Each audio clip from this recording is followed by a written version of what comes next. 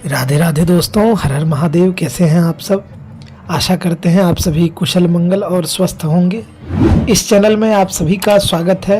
निर्जला एकादशी के बारे में आज हम सभी इस कार्यक्रम में बात करेंगे।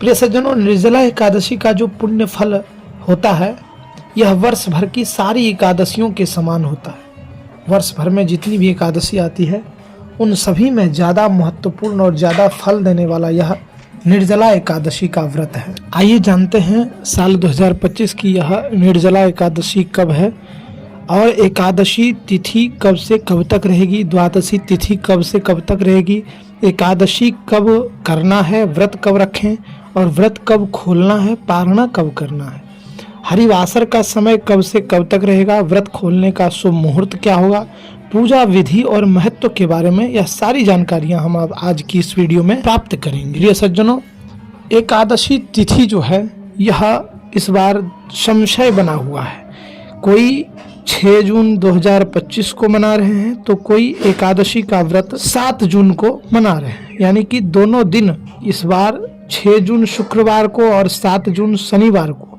दोनों दिन एकादशी का व्रत मनाया जा रहा है।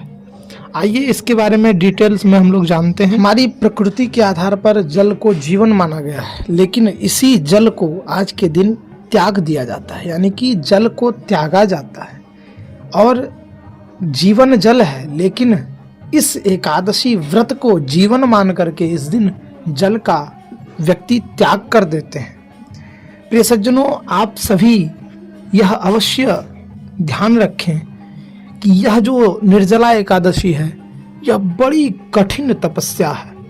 यह तपस्या अगर कोई पार कर जाता है तो उसके लिए स्वर्ग का द्वार खुल जाता है। यह व्रत जो है यह आत्मा शरीर को हराती है और उस पर विजय प्राप्त करती है। मन इंद्रियों को परास्त करके भगवान के चरणों में जाता है। जो भक्त यह निर्जला एकादशी का व्रत कर लेता है उसके लिए भगवान का निज धाम उनके लिए खुल जाता है। निर्जला एकादशी इस बार 2 दिन है, इसलिए संशय बना हुआ है कि कब करना है एकादशी का व्रत। देखिए, ज्येष्ठ मास के शुक्ल पक्ष की एकादशी जो होती है इसे ही निर्जला एकादशी कहा जाता है और भीमसेनी एकादशी भी लोग कहते हैं। आइए जानते हैं इससे जुड़ी महत्वपूर्ण बातें। इस दिन निर्जल उपवास रखने वाले भक्तों को अपने स्वास्थ्य और शारीरिक क्षमता के अनुसार ही व्रत को वह रखें। अगर आप गर्मी पड़ेगी बहुत ज्यादा तो घनघोर गर्मी में अगर आप व्रत रख सकते हैं बिना जल के तो आप अवश्य रखें।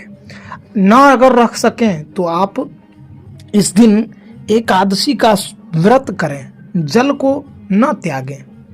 दूध, फल, जल इत्यादि का आप सेवन करें। इस प्रकार से भी व्रत का फल आपको मिल जाएगा, व्रत इस प्रकार से भी आपका हो जाएगा। लेकिन जिन्हें निर्जल बिना जल के ही एकादशी का व्रत करना है उनके लिए यह बड़ी तपस्या है। वह भगवान के चरणों में अपनी सब कुछ अर्पण कर करके और इसके बाद आप यह एकादशी का निर्जल व्रत कर सकते। अपनी सामर्थ्यानुसार ही आपको व्रत करना है। अगर आप निर्जल व्रत रह सकते हैं तो रहें, अथवा न रह पाए तो आप इस दिन दूध, फल, जल इत्यादि का सेवन कर सकते हैं। इस बार एकादशी प्रारंभ हो रही है 6 जून को शुक्रवार के दिन सुबह 2:15 में और समाप्त होगी 7 जून को शनिवार के दिन सुबह 4:48 में। शुक्रवार को पूरे दिन एकादशी तिथि रहेगी। 5 जून को दशमी तिथि होगी। दशमी का जो कार्य आपको करना है एकादशी के एक दिन पूर्व, जो आप स्नान आदि करते हैं, दैनिक पूजन और घर की साफ सफाई, स्वच्छता इत्यादि करते हैं, बाल नाखून वगैरह करते हैं, वह सब कुछ आपको दशमी तिथि को 5 जून को ही करना है। 6 जून को स्मार्त एकादशी जो कि गृहस्थी जन के लिए यह एकादशी होगी। 7 जून को वैष्णवी एकादशी, वैष्णव जन के लिए यह एकादशी होगी। 2 दिन जब भी एकादशी पड़ती है तो इसी प्रकार से एकादशी का व्रत मनाया जाता है। उपवास 24 घंटे की ही होनी चाहिए। अगर आप 24 घंटे से ज़्यादा उपवास रखते हैं तो वह एकादशी का व्रत आपके लिए मान्य नहीं होगा। इसलिए 24 घंटे की ही एकादशी की व्रत की आपको उपवास रखनी है। द्वादशी तिथि प्रारंभ होगी 7 जून को शनिवार के दिन सुबह 4:49 से 8 जून को रविवार के दिन सुबह 7:16। हरिवासर का समय समाप्त होने के बाद ही व्रत का पारणा करना चाहिए, व्रत खोलना चाहिए। तो हरिवासर समाप्त होगा 6 जून शुक्रवार को सुबह 11:26। 6 जून शुक्रवार को इस बार भद्रा भी रहेगी। भद्रा दोपहर 3:30 से अगले दिन 7 जून को 4:48 तक पाताल में भद्रा रहेगी। जो लोग 6 जून शुक्रवार को व्रत रखेंगे वह 7 जून शनिवार को दोपहर 1:43 से 4:30 तक व्रत का पारणा कर सकते हैं, व्रत आप खोल सकते हैं। जो 7 जून को शनिवार के दिन व्रत रखेंगे उन्हें 8 जून को रविवार के दिन सुबह 5:23 से 7:16 तक वह व्रत का पारणा करना है, उनको व्रत उनको खोलना है। दैनिक पूजन इत्यादि आप जिस प्रकार से करते हैं उसी प्रकार आपको सारे कार्य करने हैं। स्नान आदि दैनिक पूजन करके इसके बाद व्रत का आपको संकल्प लेना है, निर्जल व्रत का संकल्प ले लें। और आप जिस प्रकार से भी व्रत रह सकते हैं आप उस प्रकार सामर्थ्य अनुसार आप व्रत रहें।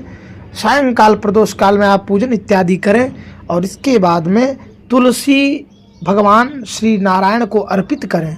इसके बाद तुलसी में जल भी दें।